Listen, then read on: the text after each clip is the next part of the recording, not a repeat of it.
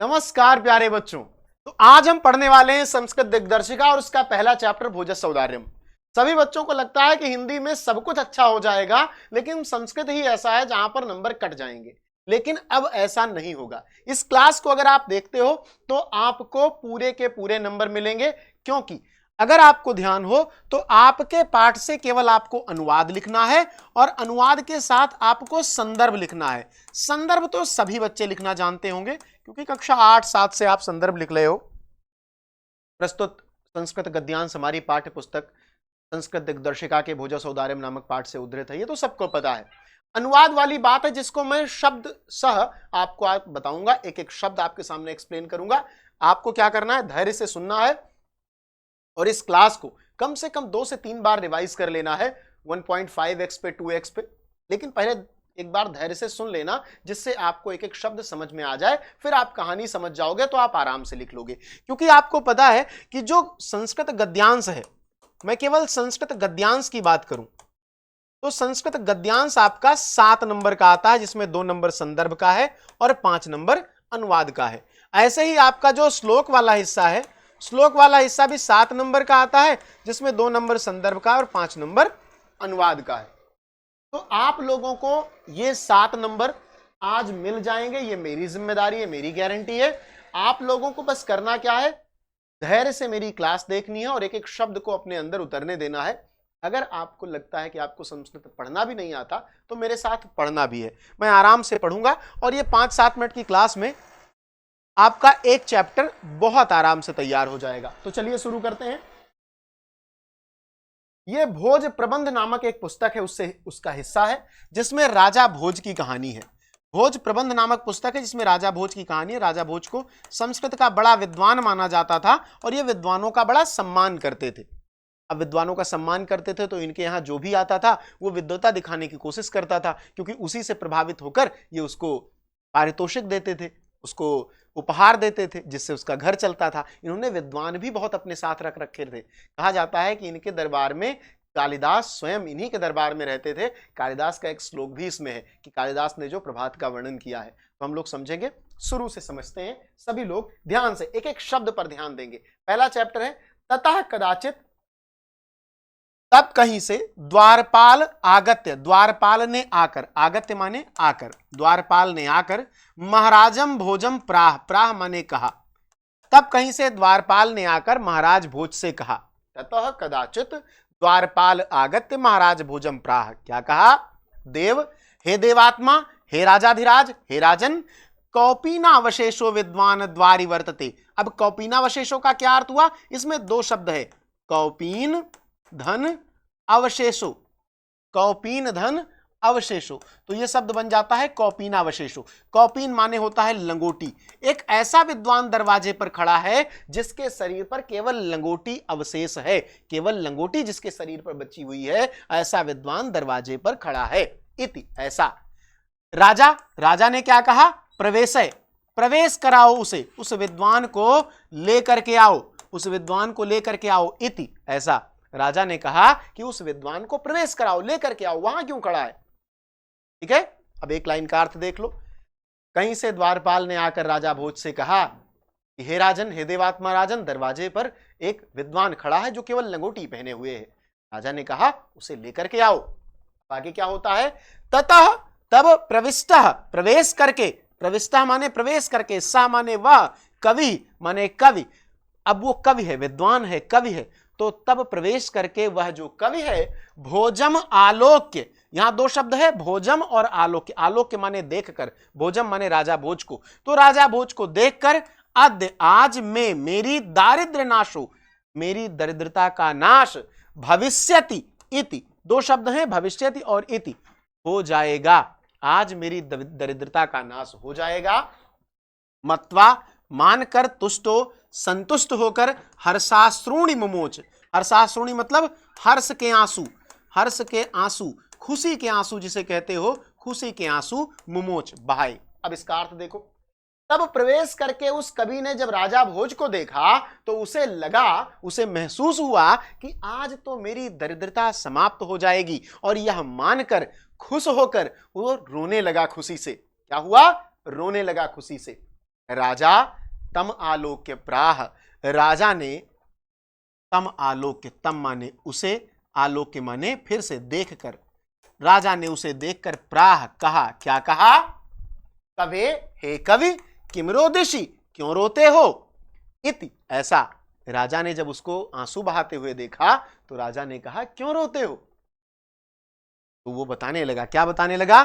ततः कविराह, तब कवि ने कहा, आह भरी कवि ने, दर्द भरे स्वर में, कवि ही आह, इस शब्द में संधि है, विसर्ग संधि है, कवि ही आह, आह माने दर्द भरे स्वर में कहना। तो उसने दर्द भरे स्वर में कहना शुरू किया, क्या कहा शुरू किया? राजन, हे राजन, आकर्ण्य, ध्यान लगाकर, मद गृहम स्थिति, ध्यान लगाकर सुनो मेरे घर की स्थिति को। अब यहां तक का अर्थ एक बार पूरा देख ले, ध्यान से देखना, यहां तक का अर्थ देखो, सभी लोग ध्यान से सुनोगे तो बहुत अच्छे समझ में आएगा।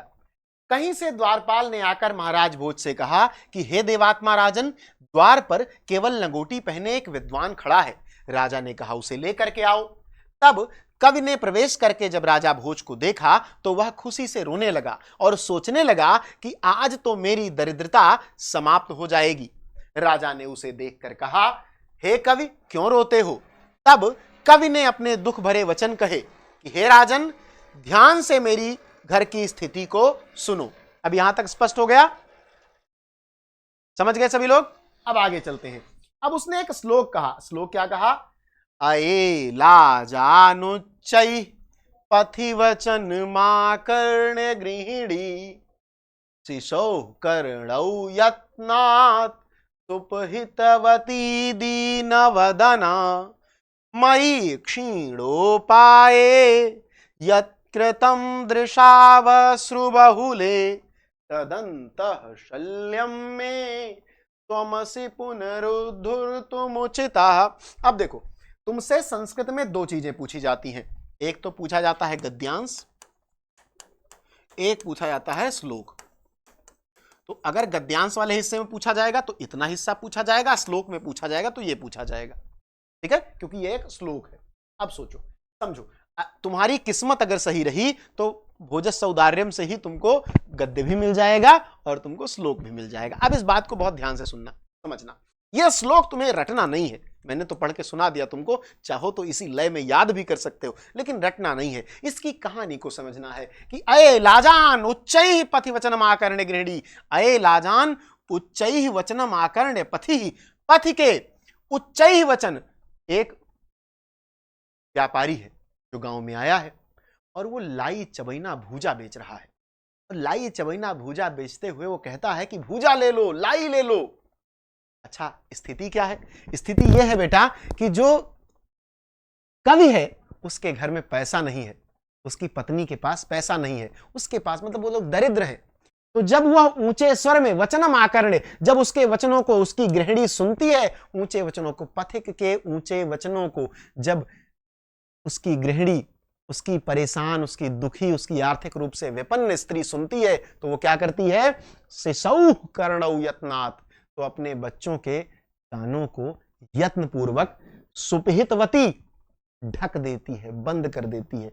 दीन वदना, वह जो दीन शरीर वाली, कृशकाय शरीर वाली, वदन वाली, दीन वदना का आप दीन मुख वाली भी कह सकते हो, दीन शरीर वाली, कमजोर शरीर वाली है, पैसा नहीं है, खाना नहीं है, तो वो अपने दोनों बच्चों के कानों, अपने बच्चों के कानों को, दोनों कानों को यत्न पूर्वक बंद कर देती है कि कहीं ये न सुन ले कि भैया चबैना बेचने आया है, नहीं तो मांगने लगेंगे। पहले क्या होता था गांव में कि बर्फ बेचे आमें, तो जैसे माँ भूपू अपन बजावे, सब लड़के दौड़ लें घर से, कोई चाउर लेके, तब लोगों के पास पैसा नहीं होता था, बार्टर सिस्टम था तब। अभी बार्टर सिस्टम गांव में 5, 7, 10 साल पहले तक था, अभी खत्म हुआ है कि उसको थोड़ा सा गेहूं, थोड़ा सा चावल देके आइसक्रीम ले रहे हैं। ये बार्टर सिस्टम ही तो है, वस्तु विनिमय प्रणाली, तो तब हुआ करता था। अच्छा, इनके पास वो भी नहीं था, तो ये यत्न पूर्वक अपने बच्चों के कान को बंद कर देती है। और मयि क्षीणोपाय, और मैं कैसा हूं? क्षीण उपाय, मैं क्षीण उपाय वाला हूं, मेरे पास कोई व्यवस्था नहीं है, मेरे पास पैसा नहीं है कि मैं उस सामान को बच्चों को दिला दूं। यत् कृतम दृशावश्रु बहुले, और ऐसी स्थिति में वह मेरी पत्नी आंसुओं से भरी हुई आंखों से मेरी तरफ देखती है। जब वो अपने बच्चों के कानों को बंद कर रही होती है तो इस दुख से बंद कर रही होती है कि पैसा होता तो दिलवा देते, नहीं है तो नहीं दिलवा पा रहे हैं। तो तदंतः शल्यम में, तो वह जो उसकी आंसुओं भरी आंखें हैं वो मेरे हृदय में शल्य की तरह, सूल की तरह चुभ गई हैं। त्वमसि पुनरुद्धर तुमुचितः, तुम ही इसका पुनरुद्धार कर सकते हो, तुम ही इसको व्यवस्थित कर सकते हो।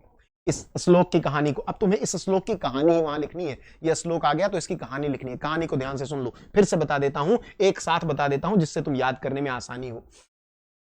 कि गांव में आए हुए व्यापारी पथिक के ऊंचे वचनों को सुनकर, कि भूजा ले लो, चबैना ले लो, ऐसे ऊंचे वचनों को सुनकर जो मेरी दीन मुख वाली पत्नी है वह बच्चों के दोनों कानों को यत्न पूर्वक बंद कर देती है, जिससे बच्चे उसकी आवाज सुनकर मांगने न लगे, और दुखी होकर के आंखों में आंसू भर करके मेरी तरफ देखती है, तो उसकी दृष्टि मेरे हृदय में सूल की तरह चुभ गई है। केवल आप ही हो जो उस सूल को निकालकर मेरे हृदय को का पुनरुद्धार कर सकते हो, उसे ठीक कर सकते हो। इसी भाषा में आपको लिख देना है, ठीक है। राजा शिव शिव इति उदीरैन, राजा शिव शिव, शिव माने होता है सुंदर, बहुत सुंदर राजा ने कहा उदीरैन बोलते हुए, प्रत्यक्षरम लक्षम दत्वा, एक एक अक्षर के लिए 1 लाख रुपए दे दिया। प्राह बोले, त्वरितम गक्ष गेहम, त्वरितम गक्ष गेहम, त्वरितम तुरंत, गक्ष जाओ, गम धातु लोट लकार, मध्यम पुरुष एक वचन का रूप है, गच्छतु गच्छताम गच्छन्तु, गच्छ गच्छतम गच्छत, गच्छानि गच्छाओ गच्छाम, आदेश देने के अर्थ में लोट लकार का प्रयोग होता है कि त्वरितम गक्ष गेहम, तुरंत घर जाओ, त्वद्गृहिणी खिन्ना वर्तते, तुम्हारी जो पत्नी है वो दुखी होगी। तुम्हारी पत्नी कैसी होगी? दुखी होगी तुम्हारी पत्नी। भाई पैसा नहीं है तो दुखी हो गए ही। अन्यदा, अन्य एक बार और, अब आगे इसको थोड़ा ऊपर कर लेते हैं। अब यहां तक मुझे उम्मीद है कि तुम लोग समझ गए होगे। एक बार मुझे कमेंट करके बता दो कि समझ में आ रहा है, समझ में आ रहा है। सभी लोग कमेंट करके बता दो और सेशन को लाइक कर लो, चैनल को सब्सक्राइब कर लो, क्योंकि अब सारे क्लासेस की ऐसे एक एक करके सारे चैप्टर को मैं बना के तुम्हारे लिए दे दूंगा, और मैं कोशिश करूंगा कि इनको सबको कंबाइंड करके आपको दे दूं, जिससे आपको और आसानी हो इनको समझने में, पढ़ने में, ठीक है। श्री, अब उसके बाद क्या हुआ? अन्यदा, अन्य एक बार क्या हुआ? भोजा, जो राजा भोज थे, श्री महेश्वरम, भगवान शिव को, भगवान शिव का नमन करने के लिए, नमितुम, नमन करने के लिए, तुमुन प्रत्यय लगाया यहां पर, नमितुम, नमन करने के लिए, शिवालयम अभि अगच्छत, शिवालय की ओर गए थे। तदा, तब, कोपि ब्राह्मण, कोई ब्राह्मण, राजानम, राजा को, शिव सन्निधौ, शिव के करीब पाकर, प्राह बोला। एक बार क्या हुआ, यह कहानी तो हो गई। उसके बाद राजा एक बार भगवान शिव के मंदिर गए थे, भगवान शिव को नमस्कार करने के लिए। वहां एक ब्राह्मण उनको मिल गया। सभी को पता था कि भैया राजा भोज अगर अच्छी कविता, अच्छा श्लोक सुना दो तो पैसा देते हैं। आ गया वो भी चापलूसी करने के लिए, एक श्लोक सुना देते हैं। एक बढ़िया श्लोक सुनाया उसने। बोला, क्या बोला? प्राह माने कहा। प्राह का अर्थ कई बार बता चुका हूं, लिख लो। देव, हे देवात्मा राजन, हे देवात्मा राजन। अब उसके बाद उसने आगे की बात श्लोक में कही। क्या कहा? अर्धम दानव वैरिणा गिरिजया, शार्दूल विक्रीडित है छंद का नाम, शार्दूल विक्रीडित है, और शार्दूल विक्रीडित संस्कृत का सबसे सुंदर छंद कहा जाता है। अर्धम दानव वैरिणा गिरिजया, अप्य गिरिजयाप्यर्धम शिवस्याहृतम, देवेथम जगति तले पुरहरा, अभावे समुन्मीलति, गंगा सागर अंबरम शशिकला, नागाधिप क्ष्मातले, सर्वज्ञ त्वमधीश्वर त्वमगमत्, त्वां मां तु भिक्षाटनम। बहुत सुंदर श्लोक है। अब इसका अर्थ देखो, बहुत ध्यान से देखना। एक तुमने फोटो देखी होगी, एक फोटो देखी होगी, 2 फोटो तुमने देखी होगी। एक फोटो की बात नहीं करूंगा, 2 फोटो तुमने देखी होगी। एक फोटो तुमने देखी होगी जिसमें आधा शिवजी रहते हैं, आधा शिवजी और आधा विष्णु जी रहते हैं। उस तस्वीर का नाम है हरिहर, हरिहर। और एक तुमने देखा होगा जिसमें आधा पार्वती जी रहती हैं और आधा शिवजी रहते हैं, ठीक है। तो 2 प्रकार की तस्वीरें होती हैं। तो यही हुआ यहां पर। बहुत सुंदर तरीके से वो कवि कह रहा है कि अर्धम दानव वैरिणा। दानव वैरी कौन है? दानव वैरी यहां पर प्रतीक इस्तेमाल किया गया विष्णु के लिए कि आधा भाग विष्णु जी ने, गिरिजया अप्यर्धम, और बचा हुआ आधा भाग पार्वती जी ने। शिवस्य आहृतम, शिवस्य आहृतम, शिव को आहृत कर लिया, चुरा लिया। आधा भाग विष्णु जी ने चुरा के हरिहर बना लिया और आधा जी पार्वती जी ने चुरा के जो आधा स्त्री आधा पुरुष वाला है वो बना लिया। ठीक, तो शंकर जी तो भाई आधा इनके साथ चले गए, आधा विष्णु जी के साथ चले गए, आधा पार्वती जी के साथ, तो बचे तो है नहीं, दो अलग अलग चीजें बन गई। अच्छा, हुआ इससे क्या? देवेथम जगती तले पुरहरा, पुरहर अभावे, पुरहर अभावे संधि हुई तो पुरहरा भावे हो गया। ठीक है, तो देवेथम, देवलोक में, जगती तले पृथ्वी पर, पुरहर का अभाव, समुन्मीलति। अब देखो समुन्मीलति जो शब्द है इसमें कई उपसर्ग प्रयोग हुए हैं, जैसे सम उपसर्ग है, उत है, मील है। ठीक है, अब सम इसके साथ जुड़ा, तो के बाद मा आ रहा है तो तो ना में बदल जाएगा। अब इतना विस्तार समझने की आपको जरूरत नहीं है कि तो के बाद अगर कोई पंचम वर्ण आता है तो वो तवर्ग के अनुसार पंचम वर्ण में बदल जाता है, इस पर हम बात नहीं करेंगे। आप ऐसे समझ लो कि देवेत्थम, देवलोक में और पृथ्वी पर भगवान शिव का अभाव हो गया, भाई चुरा ले गए दोनों लोग। गंगा, अब जो शिव जी के साथ लोग रहते थे उनका क्या होगा? तो गंगा सागर, गंगा जी सागर में चली गई। अंबरम शशिकला, और जो चंद्रमा उनके सिर पर रहता था वो आकाश में चला गया। नागाधिपा क्षमातले, और जो नाग उनके साथ रहता था वासुकी, वो धरती में चला गया, चला ही जाएगा। सर्वज्ञत्व, और सर्वज्ञता थी, शिव जी सब कुछ जानते थे, वो सर्वज्ञता आप में आ गई, राजा भोज में आ गई। कवि ऐसा कह रहा है, देखो कितनी बड़ी चापलूसी कर रहा है कि और जो उनका सारा ज्ञान था वो आप में आ गए, और जो अधीश्वरता थी, सर्वज्ञत्व अधीश्वरत्व, और जो अधीश्वरता थी वो भी आप में आ गई, अगमत आ गई। स्वाम तुम में, माम मेरे लिए क्या बचा? भिक्षाटनम, और मुझे केवल भिक्षाटन मिला। कितना सुंदर कहा। अब इसका एक साथ श्लोक, इसका अर्थ देखो जो तुम्हें कॉपी में लिखना है, ये तो एक शब्द का अर्थ था। कवि कहता है कि शिव जी का आधा भाग विष्णु जी चुरा ले गए और आधा भाग पार्वती जी चुरा ली गई। ऐसा होने पर देवलोक में और पृथ्वी पर शिव जी का अभाव हो गया, जिसकी वजह से शिव जी के साथ रहने वाले नाग पृथ्वी के नीचे चले गए। शिव जी के सिर पर रहने वाली, जटाओं में रहने वाली गंगा सागर में चली गई। शिव जी के जटाओं में फंसा रहने वाला चंद्रमा आकाश में चला गया। और जो ज्ञान था सारा शिव जी के पास, और जो उनकी अधीश्वरता थी, वो राजा भोज में आ गई। और जो उनका घूमने वाला गुण था और भिक्षाटन था, वो मुझ में आ गया। ऐसा कौन कह रहा है? कवि कह रहा है। राजा प्रसन्न हो गए, राजा तुष्ट, राजा संतुष्ट हुए। तस्मै प्रत्यक्षरम लक्षम ददौ, उसे खुश होकर, प्रसन्न होकर एक लाख रुपए, प्रत्यक्षरम लक्षम ददौ, फिर से 1,00,000 रुपए दिए। प्रत्यक्षरम, प्रति अक्षर के लक्षम, ददौ दे दिया। अन्यदा एक, हाँ अब यहां तक दे दिया भाई। अब दूसरे कवि को फिर 2 कवियों को हर एक अक्षर के लिए 1,00,000 दे चुके हैं। ध्यान देना, समझ में आ रहा है कि नहीं? सभी लोग एक बार दिल रिएक्ट करके बताओ। आगे फिर वो क्या होता है, एक बार वो अपने दरबार में बैठे। दरबार में राजा लोग, बड़े लोग होते थे, तो राजा लोग कवि रखते थे, 5-7 कवि हैं। सुबह उठे, किसी कवि से कहा जरा एक श्लोक सुनाओ। वो कवि श्लोक सुना रहा है, सुन रहे हैं, मस्त है।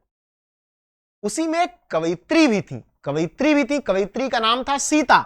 ये भगवान राम वाली सीता जी नहीं है, ये कवयित्री सीता है राजा भोज के दरबार की। तो अन्य एक बार राजा सम उपस्थिताम, पास में बैठी हुई, पास में उपस्थित सीताम, सीता से प्राह कहा, क्या कहा? देवी, हे देवी, प्रभातम वर्णय, प्रभात का वर्णन करो। इति, ऐसा। सीता प्राह, सीता बोली, विरल विरला स्थूलास्तारा कला विवसजन। विरल विरला, दूर दूर हो गए हैं, विरर हो गए हैं। कौन? स्थूल अस्तारा, बड़े बड़े तारे जो थे वो अब आसमान में दूर दूर हो गए हैं। जैसे कलयुग में सज्जन, जैसे कलयुग में सज्जन लोग बहुत दूर दूर मिलते हैं, वैसे प्रभात होते ही आसमान में जो बड़े बड़े तारे थे अब वो दूर दूर दिखाई दे रहे हैं। मन इव मुनेह सर्वत्र इव प्रसन्न भू। मन इव, मन किसका? मन जो हमारा है, इव मुनेह, हम मुनियों के समान हमारा मन हो गया है। हमारा जो ये जो प्रभात है, ये जो पृथ्वी है, ये जो परिस्थिति है, समय है, ये मुनियों के मन के समान हो गया है। मुनियों का मन कैसा है? जैसे सर्वत्रैव, सभी जगह प्रसन्न भूनभा, आकाश और धरती सभी जगह प्रसन्न है, सभी जगह प्रसन्न है। जैसे मुनियों का मन प्रसन्न रहता है, मुनियों का मन इव मुने, जैसे मुनियों का मन होता है। मुनियों का मन कैसा होता है? मुनियों का मन हमेशा प्रसन्न रहता है। तो जो भू है और नभ है, भू माने पृथ्वी, नभ माने आकाश, हर जगह प्रसन्न हो गए हैं सभी मुनियों के मन के समान। अपसरति च ध्वांताम, ध्वांताम माने अंधकार, अपसरति अंधकार घट रहा है। चित्तस्ततामेव दुर्जनः, जैसे सज्जनों के मन से, जैसे दुर्जनों के मन से सज्जनों का भय समाप्त हो जाता है। कलयुग में क्या होगा? दुर्जन लोग बढ़ रहे हैं, सज्जन लोगों का भय उनके मन से खत्म हो रहा है कि भाई अच्छा आदमी है। अब क्या अच्छा आदमी है? चार डकैत बैठे हैं, एक अच्छा आदमी क्या कर लेगा? तो जैसे दुर्जनों के मन से सज्जनों का भय समाप्त हो जाता है, वैसे ही अंधकार समाप्त हो रहा है। व्रजति च निशा क्षिप्रम, और रात्रि समाप्त हो रही है। कैसे? लक्ष्मी अनुद्यान मेनामेव, जैसे अनुद्यमी जो राजा होते हैं, अनुद्यमी राजा जो कुछ नहीं करते, जो बेकार बैठे रहते हैं, केवल पैसा कमाते खाते हैं, बस सुख सुविधाओं का भोग करते हैं, जैसे वो समाप्त हो जाते हैं, वैसे रात्रि समाप्त हो रही है। अच्छा, अब फिर से इसका अर्थ देखते हैं एक साथ, जिसको आपको कॉपी में लिखना है। सीता जी कहती हैं कि तारे, बड़े बड़े तारे बहुत दूर दूर दिखाई पड़ रहे हैं, जैसे कलयुग में सज्जन लोग बहुत दूर दूर दिखाई पड़ते हैं। सुबह होते ही जो आकाश और पृथ्वी है, ये बहुत प्रसन्न दिखाई पड़ते हैं, जैसे मुनियों का मन हमेशा प्रसन्न रहता है। और अंधकार बहुत तेजी से घट रहा है, जैसे दुर्जनों के मन से सज्जनों का भय समाप्त हो रहा है। रात्रि समाप्त हो रही है, जैसे अनुद्यमी राजा, कुछ न करने वाले राजा समाप्त हो रहे हैं। अच्छा, अब आगे बढ़ते हैं, ध्यान से देखना। राजा ने क्या किया? राजा तस्य लक्षम दत्वा, राजा ने उसको लाख रुपए दिए, केवल लाख रुपया दिया। इनको केवल लाख रुपए दिया। अभी तक एक एक अक्षर के लाख लाख दे रहे थे, इसका मतलब इनको मजा नहीं आया, इनको मजा नहीं आया इसका मतलब श्लोक में। तो उनको 1 लाख रुपए देकर, दत्वा देकर, अक्त्वा प्रत्यय है, कालिदासम प्राह, कालिदास से बोले सखे हे मित्र, कालिदास उनके पास बैठे थे, कालिदास से बोले, क्या बोले? हे मित्र, त्वमपि प्रभातम वर्णय, तुम भी प्रभात का, तुम भी प्रभात का वर्णन करो, इति ऐसा। ततः कालिदासः प्राह, तब कालिदास बोले, क्या बोले? अभूत प्राची पिंगा रसपतिरेव प्राप्य कनकम। अभूत हो गई है, प्राची पूर्व दिशा, पिंगा पीली, रसपति, रसपति कौन है? सूर्य के, इव प्राप्य कनकम, सूर्य के स्वर्ण किरणों को प्राप्त करके उसके कनकम, कनकम माने स्वर्ण, स्वर्ण रूपी जो किरणें हैं उसको प्राप्त करके पूर्व दिशा पीली हो गई है। गतश्छाया, गतश्छाया, छाया चली गई है किसकी? चंद्रो, चंद्रमा का पूरा प्रकाश, पूरी छाया चली गई है। बुध जन इव ग्राम सदसी, जिस प्रकार बुद्धिमान लोग गांव से चले जाते हैं। क्षणम क्षीणास तारा, और सारे तारे क्षण भर में क्षीण हो गए हैं, जैसे अनुद्यमी जो नृप होते हैं, नृप माने राजा, कुछ ना करने वाले राजा जैसे होते हैं, वैसे सारे तारे क्षीण हो गए हैं, समाप्त हो गए हैं, जैसे वो क्षीण हो जाते हैं। न दीपा राजंते, और दीपक भी शोभायमान नहीं हो रहे, राजंते मतलब शोभायमान नहीं हो रहे। द्रविण रहिता नामे व गुणा, द्रविण रहिता, बिना पैसे वाले लोग जो बहुत गुणवान होते हैं, बहुत गुणवान लोगों के पास अगर पैसा न हो तो उनके गुणों का कोई आदर नहीं होता। आप कितने भी गुणी हो, अगर आपके पास पैसा नहीं, आपकी कोई बात नहीं सुनेगा। तो जिस प्रकार पैसा न होने के कारण बहुत गुणवान लोग शोभायमान नहीं होते समाज में, उसी प्रकार दीपक भी जल तो रहे हैं, शोभायमान नहीं हो रहे। राजा अतितुष्टः तस्मै प्रत्यक्षरम लक्ष्यम ददौ, राजा बहुत संतुष्ट हो गए, अतितुष्टः बहुत संतुष्ट हो गए, और तस्मै प्रत्यक्षरम लक्ष्यम ददौ, उसे एक एक अक्षर के लिए 1-1 लाख रुपए दिया, 1-1 लाख रुपए दिया। अब ध्यान से देखना, इसका लिखने वाला अर्थ मैं बता देता हूं। कालिदास कहते हैं कि हे राजन, प्रभात होते ही पूर्व दिशा सूर्य के द्वारा प्राप्त स्वर्ण किरण के कारण पीली हो गई है, चंद्रमा की छाया चली गई है, जिस प्रकार गांव से बुद्धिमान लोग चले जाते हैं। तारों का प्रकाश क्षण भर में क्षीण हो गया है, जिस प्रकार कुछ न करने वाले राजा, केवल भोग विलास करने वाले राजा समाप्त हो जाते हैं।